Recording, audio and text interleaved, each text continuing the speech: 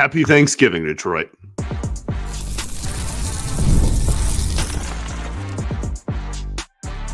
You are Locked On Tigers, your daily Detroit Tigers podcast. Part of the Locked On Podcast Network, your team every day.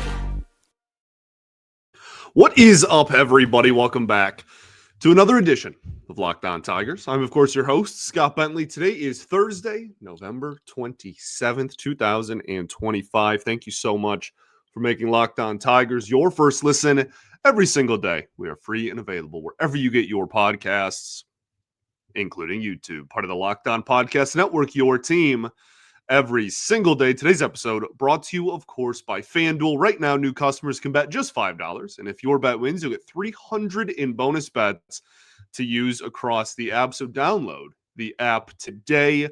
Happy Thanksgiving to all of our Tigers fans that are stateside. Obviously, we love and appreciate all of our Tigers fans, well, across the world, really. But there's obviously a big pocket in the Southern Ontario area in Windsor, right? But today we celebrate Thanksgiving, and the last few years on Thanksgiving, I've had an episode that's kind of like super cheesy, and I acknowledge that. Okay, I'm not hiding from the fact that it's very corny and very cheesy and a very easy episode. Okay.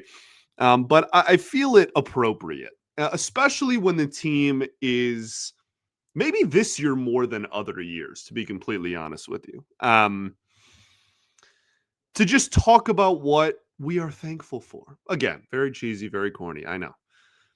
But I feel like this is a year in which the Tigers made the postseason, but a lot of people were still frustrated and upset because of the last 2 months. How could you not be, right? One of the biggest collapses in the history of baseball. They barely sneak into the wild card. They do win a playoff series. They do then go, 15 innings with the Mariners, right? Showed out a little bit in that regard. But I think it's important to remind ourselves how far we've come. That the team is hopefully trending in the right direction, but certainly has been over the last 4 or 5 years. And it's just nice to take a day, and just be like, you know what? All the concerns that we have, all the questions we have, is ownership going to spend? Is Riley Green going to strike out fewer than 200 times? Is Torkelson going to take another step forward? Is Colt Keith going to take a step forward? Is Parker Meadows going to be any good? Are the prospects going to be any good? Like all of these questions surrounding what if and like worst case scenario and all of this. Let's just take a day and appreciate what we do have. Okay. I want to start off with the most painfully obvious. I have to take these off. I can barely see. Okay. I just found them on my desk. If you're not watching, I found a pair of old aviators that I have not worn in a very long time, just sitting on my desk, and decided to throw them on. The most obvious thing, person, place, or thing, the most obvious noun that we are appreciative of and thankful for in this organization as it stands today, no worries about the future, is very obviously Tarik Skubal. He's the best pitcher on the planet. And even if he is only a Tiger for one more year, even if, it has been such a heck of a ride and such a pleasure, and we will always remember and acknowledge the fact that for a few years in the 20s, the Detroit Tigers were home to the best pitcher on the planet. And that is absolutely effing awesome. And it's truly one of ours. I know that's like another cliche thing to say, but he was drafted by Detroit. That's homegrown talent, right? Developed from within. He overcame injuries. He debuted during the COVID season. Like all of this stuff that has happened throughout his professional career. Had Tommy John in college still. It ruined his draft stock. Was a 7th round pick. And now he is a back-to-back Cy Young. And that type of production, that type of peak is like once in a generation. Like, I mean, they said it when he won the award. There hasn't been an American League starting pitcher that has gone back-to-back since Pedro did it in the late 90s and early 2000s. So you're talking about generational talent rocking an Old English D. And I couldn't tell you the last time Tarik Skubal started a game for the Detroit Tigers and I didn't watch. I guess I've been hosting this show for most of his career. So I don't even know if there is. But it's so awesome to have that level of talent on your baseball team, especially after so many awful years of baseball. So we are appreciative for number 29, who recently turned 29. I also, this kind of goes without saying, but I do want to mention it. I am so thankful for back-to-back postseason appearances. And I think that this is one of the biggest points I have on today's show is, there's, again, the collapse and, I mean, the Tigers in 2024, right? Like it was the opposite, right? They were the 10 games below 500, 9 games below 500. And then we're the best team in baseball for a month and a half and snuck into the playoffs. This year was the opposite. They were the best team in baseball for 100 games, and then we're one of the worst teams in baseball for the last third of the season and snuck into the playoffs. But just being there again and just having September matter again and just like post All-Star break, going into a trade deadline this year and not selling for the first time in over a decade, dude. Like, they have not bought. I mean, they didn't really like hard buy this year. I complained a lot about how this deadline was handled. Do not get me wrong. This is not like the point of this show is not to cover up or ignore or pretend like the mistakes don't happen. I hope I come across as like I have no problem, criticizing the organization when I see fit. It's just so, again, like it was 10 years. They haven't made back-to-back postseason appearances since 2013-14. You want to know what I was doing in 2013-14? Learning how to drive. I was in driver's ed. I'm now pushing 30. Like, a lot has changed in my life since the last time the Tigers were good.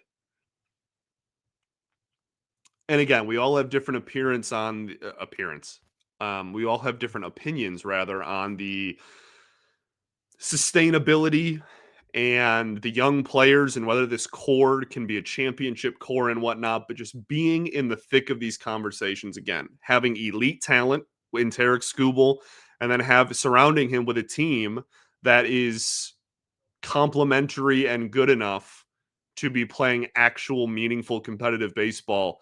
I don't care how they do it. I will never take it for granted. I care how they do it in the sense of how I interpret the game and how I analyze the game, right? And, ultimately the goal is to win a title. All of that is very true. But I'm not going to take for granted or like not celebrate them making the postseason. That's why I said on the show at the time, I have no issue and had no issue with them popping champagne bottles when they clinched a playoff spot, even with the collapse in mind. The Tigers have missed the postseason like 100 different times in their history. It's a rare occurrence. Back to back, we won't take for granted. Let's get into, everything else. This is the whole show. So we'll get into more things right after this. First, though, got to talk to you about our friends over at FanDuel. The NBA is back, and there's no better place to get in on the action than FanDuel, the official sports betting partner of the NBA. Even if you miss the start of a game or want to ride the hot hand, FanDuel has live bets on everything from who will score next to fourth quarter comebacks. Plus, you can even combine your live bets for a same game parlay for a shot at a bigger payout. So, keeps every game exciting, especially when your team is making the late push. Right now, head to FanDuel, and it's giving new customers $300 in bonus bets when your first $5 bet wins. FanDuel.com. Sign up today and play your game with FanDuel, the official sports betting partner of the NBA. All right, everybody, welcome back here. Segment 2, Locked On Tigers. Appreciate y'all for tuning in, as always, making us your first listen every single day. Shout out to the everydayers that do tune in every day. We will, of course, be back on Monday. We'll not have an episode tomorrow as I record these the day prior that you listen to them, right? I'm recording this on Wednesday evening, so no episode tomorrow as that would require me to record on Thanksgiving, which I have done before, but I have family in town staying at my place, so I'm going to enjoy the time with them. Today we talk about what we are thankful for, really, I guess, in general, but today, obviously, with a focus on the Detroit Tigers organization. Played in some good playoff games, too. I want to put a bow on that from before the break. Weren't on the winning end of all of them. But, I mean, the Carpenter home run off of Class A, who may never play Major League Baseball again, by the way, which is crazy. That's one of the best Tigers moments in the last 10 years. It might be the single best Tiger moment in the last 10 years. That or some Miggy milestone are pretty much your choices. And then this year, again, on the losing end of it, but the 15-inning game was an absolute classic. Yeah, man, just cool to be a part of it again. Series win against Cleveland in the postseason. That feels pretty darn good as well, at Cleveland, no less. We'll take that. Another thing that I'm thankful for is having a farm system to actually be excited about. This episode feels very retrospective and very, maybe that's not the right phrase, very reflective, maybe is a better word. Because I feel like it's, we, appreciate being in the playoffs because we weren't for so long, and appreciate having Skubal because we didn't have anybody of that caliber for so long. And I feel similarly to the prospect pool, right? This is the highest that the Tigers farm system has been ranked or regarded in my entire life. Pretty consistently over the last 2 or 3 years. And I was born in the late 90s. I'm very much a child of the Dombrowski generation, right? That was my whole childhood was, we can start with the true, the 03 Tigers, right? 119 losses all the way through Dombrowski's departure in 2015. So it's it's his style. He just never had a farm system, right? I mean, his general managing style was to wheel and deal and trade any prospect of remote value and bring in proven major league talent. I mean, the best prospects in my lifetime technically are Verlander and Granderson, I think. But even I would have been 7 years old, 7, 8 years old. The best prospects in my diehard Tiger fandom. I mean, I guess that's kind of always been a thing, but you get my point, where I'm comprehending the farm system structure and rating prospects and whatnot. Legitimately, I think is Nick Castellanos. And that's not shade. It's just he was the only one outside of Verlander and Granderson. Dombrowski just traded all of the other ones. So just being in a point where not only is it we have a good farm system, it's not because they've necessarily sucked the last couple of years either. They have a really good farm system.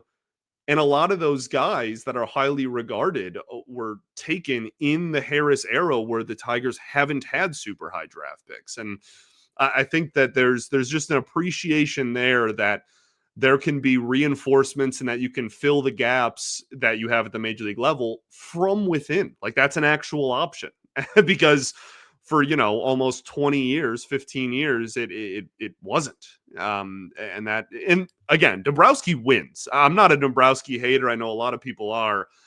I am the exact opposite of that. Dave Dombrowski has literally won everywhere he has ever gone. I think he's one of the greatest general managers to ever live, to be honest with you. But there is a style that does not lend itself to sustain success after he has left.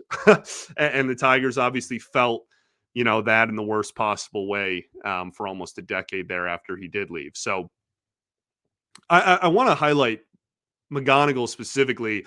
There's no way of predicting how exactly good he's going to be. But I think there's a real argument that he is the highest ranked prospect the Tigers have had since when, man? Like, for real, since when? I guess Verlander is like the one, like he was drafted, number 2 overall, had a lot of hype. The Tigers were terrible. He was the chosen one that was going to help us exit the rebuild. Like, obviously, he, Verlander's like the one that can kind of compete with that, but McGonigle on like a national scale already. And part of that's just the growth of media. But you know what I mean? It's a real, like, this dude is the best hitting prospect in all of baseball and is one of the best pure hitters that we've seen in the minor leagues in a decade. And like, he's being compared to like some of the greatest minor league hitters in minor league seasons that are like recorded. I mean, I think there's a real argument that he's one of the most hyped Tigers prospects, certainly in my lifetime. I think he is the biggest in my lifetime, but I think you could even go back to like the prospects from the late 70s, right? The Gibson, Trammell, Whitaker, all taken within a 12-month stretch there. Like, I think that there's kind of an argument to be made that he's one of the most since then, which is crazy, but we'll see. There's a difference between being hyped and actually being, a proven major leaguer. So we'll see how that develops. But in terms of on the field this year, very appreciative, very thankful for Will Vest and Kyle Finnegan. We talked about it a little bit on yesterday's show. I think there's an argument those two guys saved this bullpen from being a complete disaster in the year 2025. And so like you really do. You think about like what the bullpen would have looked like if those two were hurt or I mean just weren't here. It's bad. It's really bad really quickly. So I'm appreciative and thankful for the two of those fine gentlemen. Another thing is aggressive base running, man. I know that some people roll their eyes at that, and there's certainly a handful of people that have been frustrated with the aggressive base running approach that the Tigers have adopted over the last couple of years, but it has netted them so many runs, man. And it has been so beneficial for the entire team, no matter your sprint speed, right, to adopt this mentality. And it has really benefited them over the last 2 seasons for sure. So I think that is something. I know we all laugh at Joey Cora, and he's going to have 3 or 4 sends every year that we look at and go, oh my gosh, that's the worst send I've ever seen in my life. But I think if you're weighing the good and the bad, the good far more outweighs the bad in terms of that mindset. Kind of piggybacking off that, I'm thankful for AJ Hinch. Another one that I know some people are always going to hate AJ Hinch because of the sign stealing thing. I know some people were frustrated with him down the stretch this past year. But I genuinely don't think the team would be where it is without AJ. And just think back to like his first season here. Like 2021, the Tigers went like 3 or 4 games under 500 with a last place roster, a terrible roster. And I think that was kind of the signing. Then 2022 happened. They had the worst offense I've ever seen. That's not really coaching. That's just not having anybody that can literally put the ball in play or have an extra base hit. But the last 3 years, I think, have been such a testament to how valuable and important he is to this organization. Whether you're a fan of him or not, or how he views the game or not, I put it this way. If AJ Hinch was fired tomorrow, okay, if he was fired by the Detroit Tigers tomorrow, he would be number one on every single team's wish list for their managerial opening, to the point where some people would probably even see if they could get him and fire their current managers just to get him on their staff. I promise you the line would be out the door and around the block if he was made available. And so I think it's, no manager's perfect. You got to make impossible decisions sometimes. Certainly he's had his fair share of those. But I think, again, by and large, I'm very thankful that we have someone like that running the ship as it is presently constructed. Let's get into more of this. We'll do that right after this. Maybe, if I can find the button. Cool. Got to talk to you about our friends over at Game Time. Game Time is the best for NFL season, which is obviously well back. But there's nothing better than being in the stadium, surrounded by fans, cheering on your team. Then again, like, getting tickets is the worst. It can be a hassle between queues, login screens, prices jumping at checkout. It's very frustrating. That's why I use Game Time, the app that gives you advantage. Back to the fans, Game Time is fast, it's easy, and it's backed by the Game Time guarantee.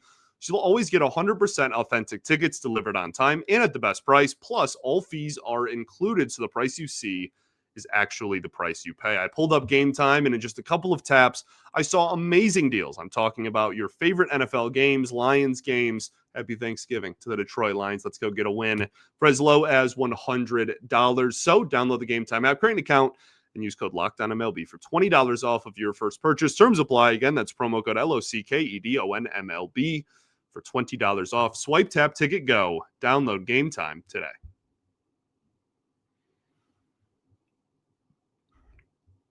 All right, everybody, welcome back. Your third and final segment, Locked On Tigers. Appreciate y'all for tuning in, as always, on this wonderful Thanksgiving. Talking about what we are thankful for in the Tigers organization. Troy Melton.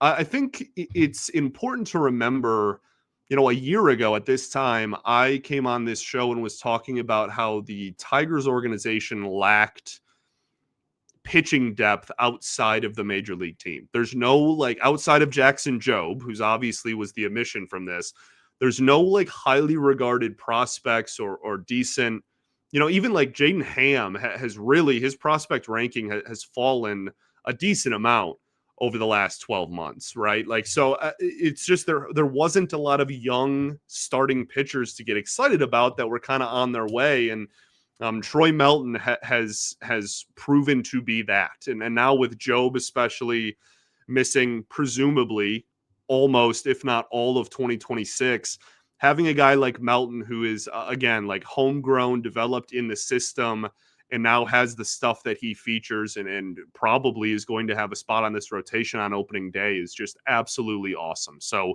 very thankful for Troy Melton and the season he had, even from a micro level, and that was kind of macro, but in view of micro, he was good this year.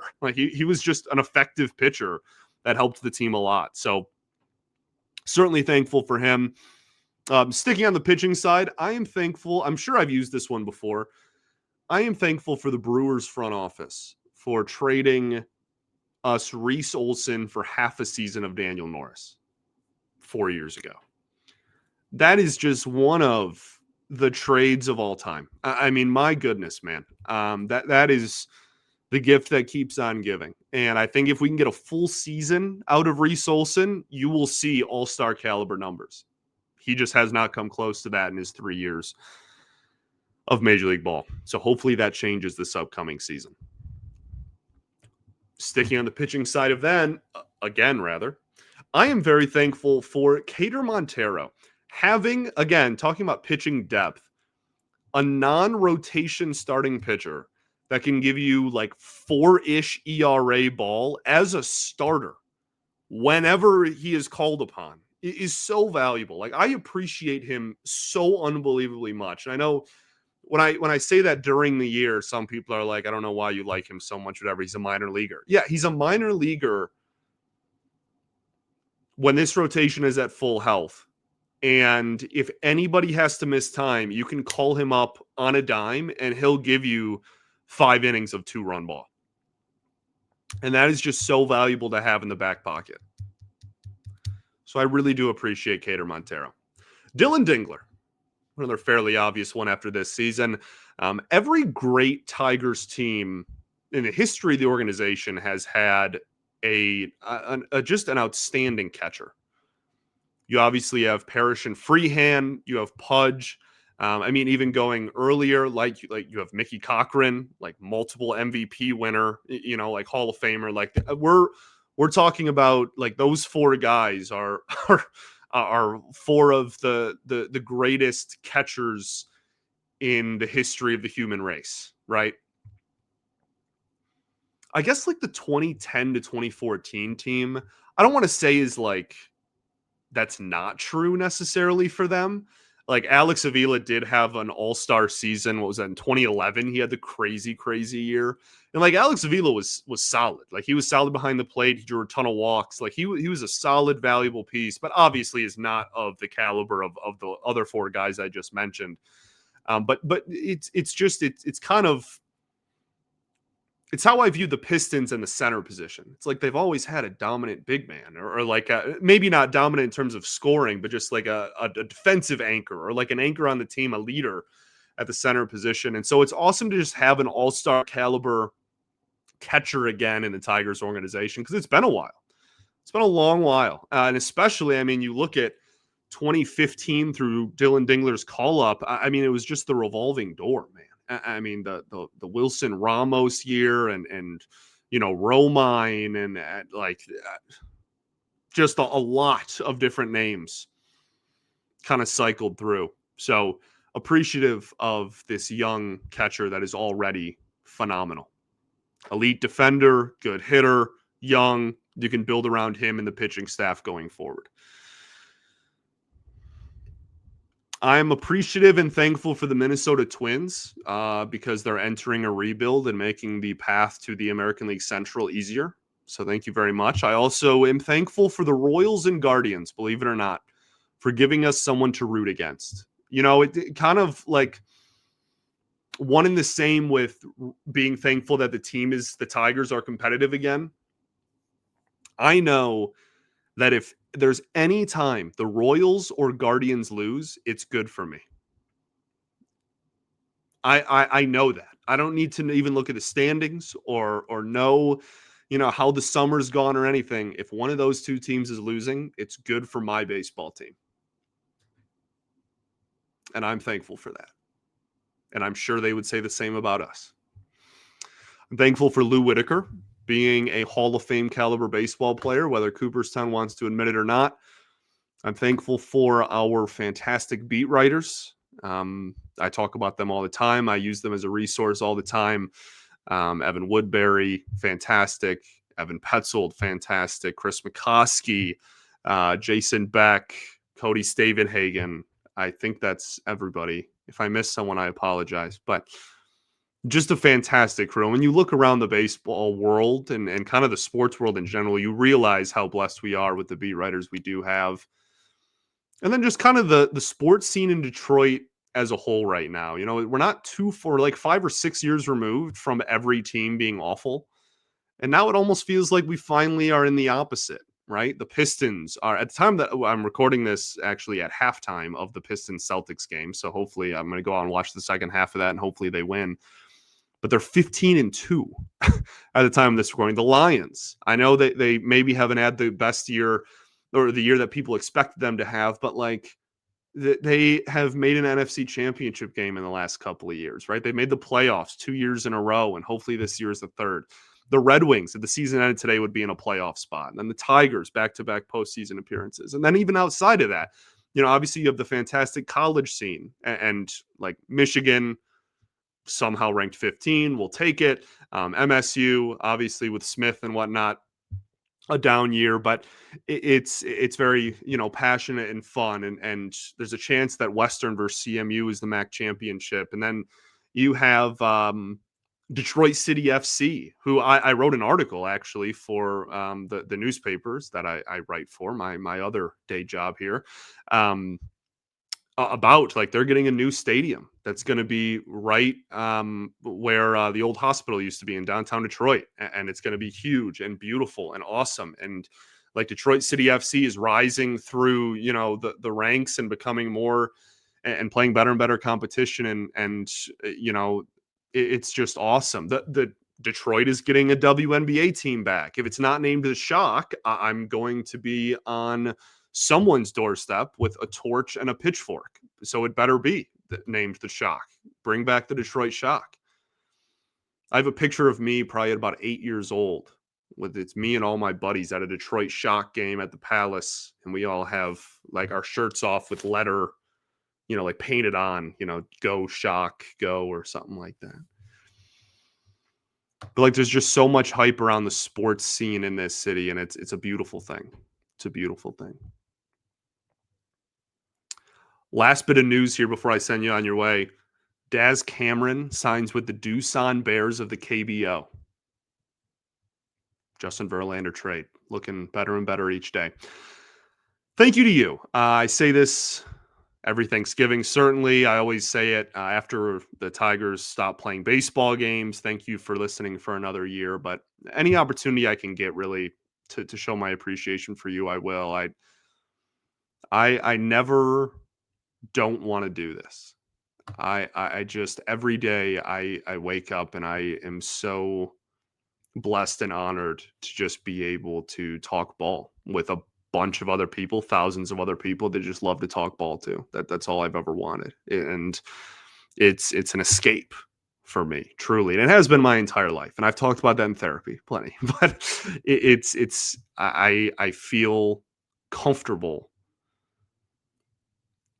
when I'm just talking ball with friends like that nothing beats that to me. And the relationships I've made and the people I've met and the listeners that I've got to interact with over the years, if I could go tell me, 10, 15 years ago, who was struggling in school and couldn't pay attention to anything, and then eventually dropped out of college, and like COVID happens, and I'm working at at one point in a car part factory, like lugging like manufacturing car parts and lugging big boxes around, and then worked at like a bagel shop for a complete 180 there. Like just to get to this point in my life and be able to do this every day is I don't know. It's a dream come true. And it makes me emotional because I will never be able to repay you for listening to me, because you listening to me allows me to do this and be a part of your lives every day. And that's how I view it. That's how I view it is, you are allowing me and letting me into your daily or nightly routine every day. And I promise you, I don't and never will take that for granted. So I appreciate you greatly. Thank you for tuning in. And we'll be back Monday. Not as sappy and mushy. We'll be talking about some more ball. Okay, I promise. Thanks for making Locked On Tigers your first listen every single day. Shout out to the everydayers that do tune in every day. We'll be back on Monday. Have a wonderful, safe, and fantastic Thanksgiving. Peace and love. Go into therapy's dope. I'll catch you on Monday, baby. Go Tigers.